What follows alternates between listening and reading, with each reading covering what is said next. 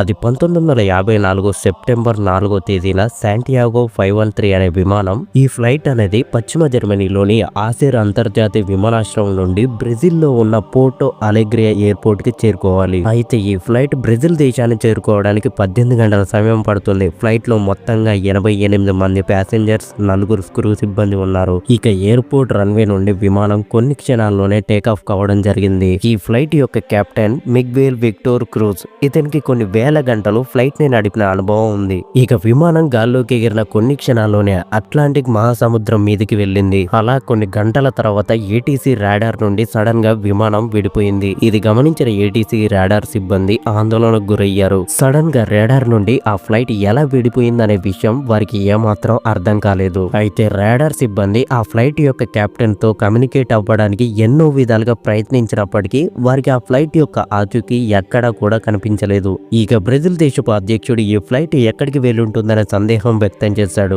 ఈ విషయం అధికారులని ఆశ్చర్యానికి గురి చేసింది. అసలు ఫ్లైట్ 513 రాడార్ నుండి ఎలా విడిపోయింది? విడిపోయిన ఆ ఫ్లైట్ ఎక్కడికి వెళ్ళుంటుంది? ఈ ఫ్లైట్ ను వెతకడానికి ఏటీసీ బృందం చాలా విధాలుగా ప్రయత్నించింది. కానీ వారికి ఎక్కడా కూడా ఆ ఫ్లైట్ యొక్క ఆచూకీ కనిపించలేదు. దాంతో మళ్ళీ ఒకసారి ఏటీసీ సభ్యులు బృందాలుగా ఏర్పడి అట్లాంటిక్ సముద్రం మీద వారి సెర్చ్ ఆపరేషన్ ని మొదలు పెట్టారు. ఎందుకంటే ఫ్లైట్ అనేది రాడార్ నుండి విడిపోయినప్పుడు సరిగ్గా అట్లాంటిక్ సముద్రం మీద ఉంది కాబట్టి ఆ ఫ్లైట్ కు సంబంధించి ఏవైనా ఆనవాళ్లు దొరుకుతాయేమోనన్న ఆశతో వాళ్ళు వెతకడం మొదలు పెట్టారు. కానీ వాళ్ళు ఎంత వెతికినా ఆ విమానం కూలిపోయిందనే ఆనవాళ్లు వాళ్ళకి ఎక్కడ కూడా కనిపించట్లేదు. చుట్టుపక్కల ఎక్కడ కూడా ఆ ఫ్లైట్ కు సంబంధించిన వస్తువులు కానీ అందులో ఉన్న వారి మృతదేహాలు కానీ ఎక్కడ కూడా కనిపించట్లేదు. అయితే ఏటీసీ సభ్యులకి మళ్ళీ ఒక అనుమానం వచ్చింది. అదేంటంటే ఈ 513 అనే విమానం సముద్రపు అడుగు భాగాన ఉండవచ్చని వారు అనుకున్నారు. అందుకని వారు ప్రొఫెషనల్ ట్రైన్డ్ స్విమ్మర్స్ ని సముద్రపు అడుగు భాగానికి పంపించారు. కానీ అక్కడ కూడా వారి ప్రయత్నం విఫలమైంది.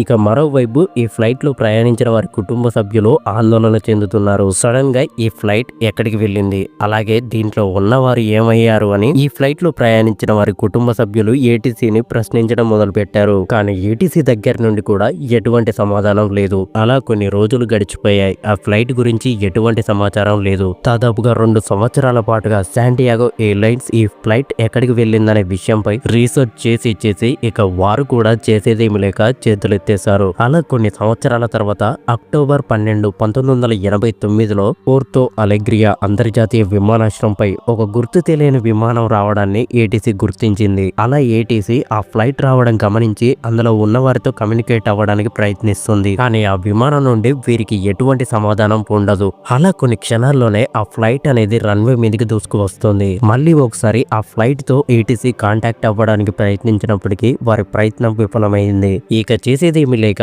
ఆ ఫ్లైట్ ల్యాండ్ అవ్వడానికి రన్వేని ఖాళీ చేయించారు. ఒక గుర్తు తెలియని ఫ్లైట్ బ్రెజిల్ ఎయిర్పోర్ట్ రన్వే మీద ఎంతో వేగంతో వచ్చి ఆగింది. వెంటనే ఏటీసీ అధికారులు ఆ ఫ్లైట్ ఆగిన రన్వే పైకి వచ్చి చూడగానే వాళ్ళ కళ్ళతో చూస్తున్న దాన్ని వాళ్ళే నమ్మలేకపోయారు. ఎందుకంటే ఆ ఫ్లైట్ అనేది శాంటియాగోలోని ఒక కంపెనీలో తయారైంది. అండ్ ఈ విమానం తయారు చేసే కంపెనీ 1956లోనే మూతపడింది. ఈ శాంటియాగో ఫ్లైట్ 513 కనపడకుండా పోయిన 2 సంవత్సరాల తర్వాత ఆ కంపెనీ మూతపడింది. అంటే 39 సంవత్సరాల క్రితం కనపడకుండా పోయిన ఒక విమానం ఇప్పుడు దర్శనం ఇచ్చేసరికి అక్కడ ఉన్న ఉద్యోగులు, అధికారులు అందరూ ఆశ్చర్యపోయారు. సరే అని చెప్పి కొంతమంది అధికారులను ఆ ఫ్లైట్ లోకి వెళ్లి చూడమని పంపారు. ఆ ఫ్లైట్ లోపలికి వెళ్లి చూసిన ఉద్యోగుల నోట మాటే రాలేదు. ఎందుకంటే వారికి లోపల మొత్తం మనుషుల అస్థిపంజరాలే కనిపించాయి. ఆ ఫ్లైట్ లో ఉన్న సీట్లను మొత్తం ఎక్కడ కూర్చున్న వారు అక్కడ స్కెల్టన్స్ లో మారిపోయారు.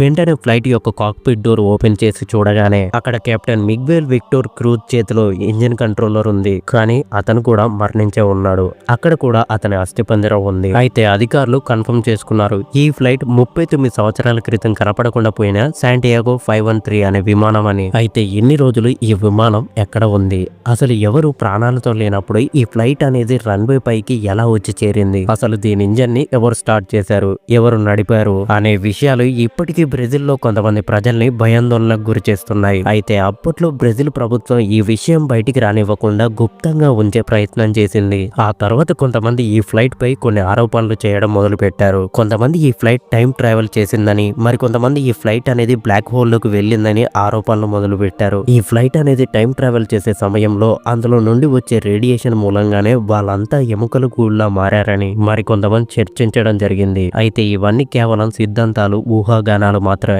ఏ ఒక్క దానికి సరైన ఆధారాలు లేవు. అయితే బ్రెజిల్ ప్రభుత్వం ఈ విషయాన్ని గోప్యంగా ఉంచాలని ప్రయత్నించినప్పటికీ 1989లో ఎర్విన్ ఫిషర్ అనే ఒక పాత్రికేయుడు ఈ విషయాన్ని వోల్ న్యూస్ లో ప్రకటించాడు. అప్పటి నుండి ఈ విషయం ప్రపంచ స్థాయిగా తెలిసిపోయింది. అయితే కొంతమంది ఈ విషయాన్ని టైం ట్రావెల్ కి సంబంధించిందని బలంగా నమ్ముతున్నారు. మరికొంతమంది అలాంటిది ఏమీ లేదని కొట్టిపడిస్తున్నారు. అయితే ఈ టాపిక్ మీద మీరేమనుకుంటున్నారు అనేది కింద కామెంట్ బాక్స్ లో చెప్పండి. అలాగే ఇంతవరకు మీరు మన ఛానల్ సబ్స్క్రైబ్ చేసుకోకపోతే సబ్స్క్రైబ్ చేసుకోండి. అలాగే పక్కనే ఉన్న బెల్ ఐకాన్ని క్లిక్ చేసుకోండి.